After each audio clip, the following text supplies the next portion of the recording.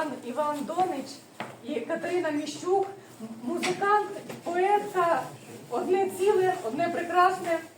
Прошу до слова. Дуже дякую за те, звичайно, за запрошення на журнал. До речі, ми його переплачуємо в бібліотеку. Переплачуєте? Так. Я якраз хотіла на дівочку подарувати. Ну, ніколи не зайве. Так, добре.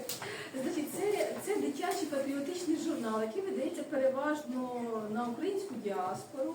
В основному це США, Канада, Німеччина, Британія, Франція і Австралія, до речі.